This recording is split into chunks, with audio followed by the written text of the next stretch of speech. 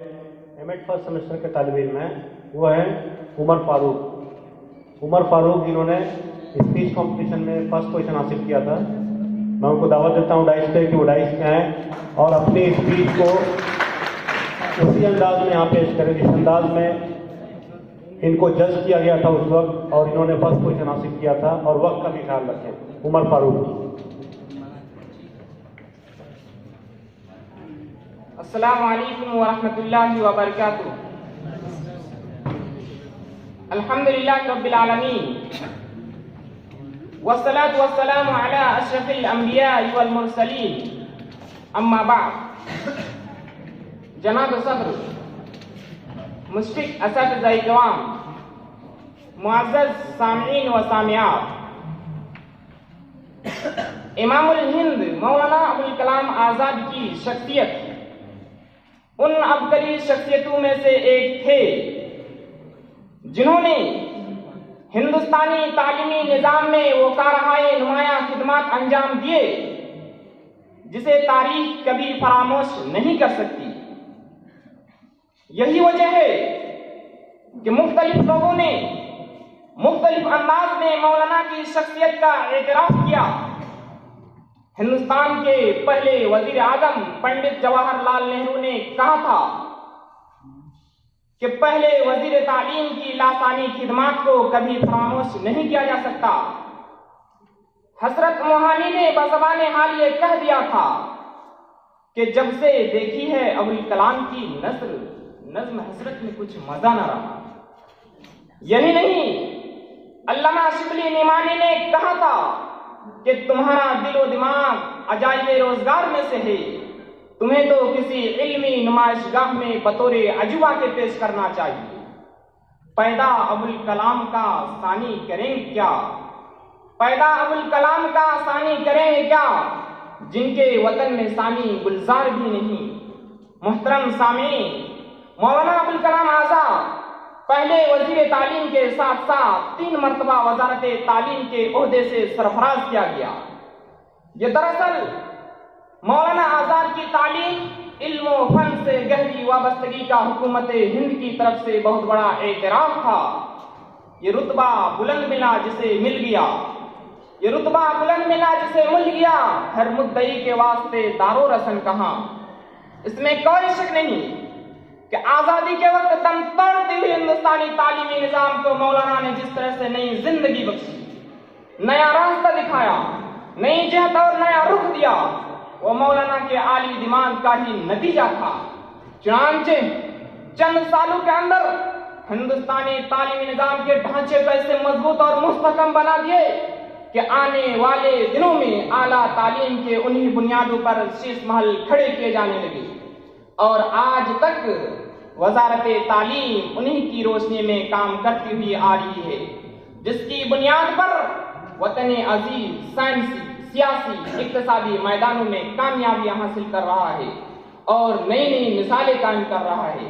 दरअसल उस जमाने में मौलाना आज़ाद की शख्सियत इस शेर का तर्जमानी कर रहा था कि मेरा शऊर ज़मा व मका से आगे, मेरा शऊर ज़मा व मका से आगे है, तुम इस सदी के तनाजुर में मुझको मत देखो। मौलाना अबुल कलाम आज़ाद जब वज़ारत तालीम के ओहदे से सरफराज किए गए, ऐसे वक्त और हालात में अंग्रेजों के जरिए थोपी हुई तालीमी निज़ाम के सिस्टम को दुरुस्त करने के लिए बहुत सारी कमेटियां तश्कील दी और उसमें माहिरीन को शामिल किया ताकि वो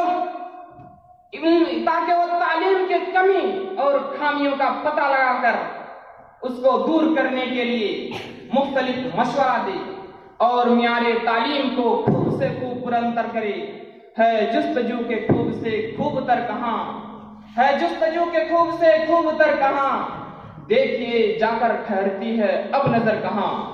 मौलाना अबुल कलाम आज़ाद आला तालीम के मकासद को समझने और उसको मजबूत और मुस्तहकम बनाने के लिए 1948 में तालीमी education commission, Radha Krishnan commission का कयाम अमल में लाया, जिन्होंने अपनी रिपोर्ट 1949 में पेश की, जिसकी बुनियाद पर हुकूमत हिंद ने आला तालीम के ओहदे में, आला तालीम के मैदान में काफी इस्लाहात की। यही नहीं बल्कि मौलाना आजाद सानवी तालीमी मैदान को दुरुस्त और सही करने के लिए सानवी तालीमी कमीशन, मुदालियर कमीशन का कयाम 1952 में किए, जिन्होंने अपनी रिपोर्ट 1953 में पेश की, जिसकी बुनियाद पर हुकूमत हिंद ने सानवी तालीम के मैदान में काफी इस्लाहात की। यही पर बस नहीं किया, बल्कि मौलाना अबुल कलाम आजाद सन 1953 में यूजीसी यूनिवर्सिटी ग्रांड कमीशन का कयाम अमल में लाया, जो बाज़ाब्ता तौर पर 1956 में मुख्तलिफ यूनिवर्सिटियों की रहनुमाई करनी शुरू कर दी।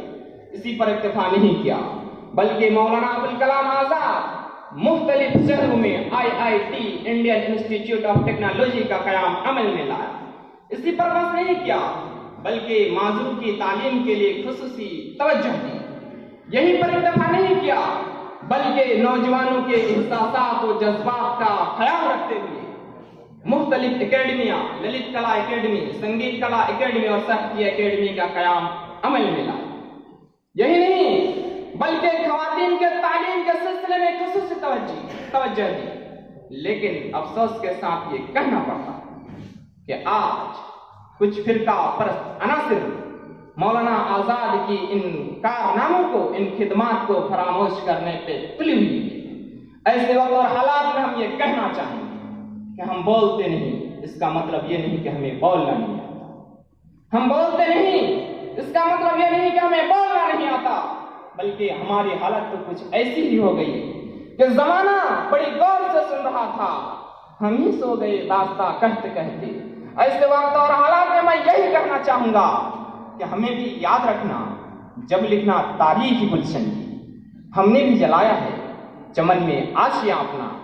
मौलाना अबुल कलाम आजाद तालीम को इंसान का अपने आप को समझना और अपने मकसद हयात को कायम करने से मुराद लेते थे, उन मगरिबी मुफक्किरीन की तरह नहीं, जिन्होंने अपनी जात के अलावा दीगर अशिया में गिरह कशाई करनी शुरू कर दी कि ढूंढने वाली सितारों की गुजरगाहों में अपने अफकार की दुनिया में सफर कर न सका, अपनी हिकमत की पेचो खम में उलझा, ऐसा फैसला नफोजर का आज तक कर न सका।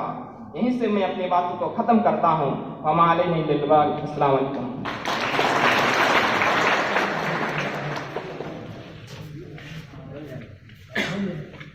Umar Farooq MEd first semester के तालिब इल्म थे और इन्होंने स्पीच कंपटीशन में पहला मुकाम हासिल किया था, जिनको आप अभी समाप्त फरमा रहे थे।